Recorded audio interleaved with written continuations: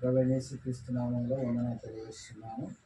మత్తయి సువార్త 7వ అధ్యాయం 7వ వచనం నుంచి 8వ వచనం చూసినట్లయితే, అడుగుడి మీకు ఇవ్వబడును, వేకుడి మీకు దొరుకును, తట్టుడి మీకు తీయబడును. అడుగుడి అనే మాట ఆజ్ఞ చూసుకున్నట్లయితే మంచి వాటిని అడిగితే తట్టే వారికి యేసు తన రాజ్యంలోకి ఆహ్వానాన్ని ఇస్తున్నట్లు వాగ్దానం చేస్తున్నారు. వెదకుడు అనే మాటకు ఆయన రాజ్యమును మొదట వెతకమంటున్నాడు, ఆయన నీతిని మొదట వెతకమంటున్నాడు.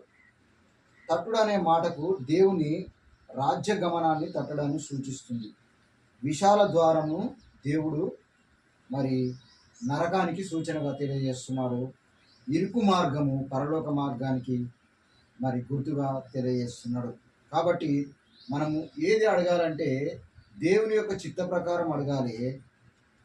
తర్వాత మనం ఏం వెతకాలంటే ఆయన రాజ్యమును వెతకాలి.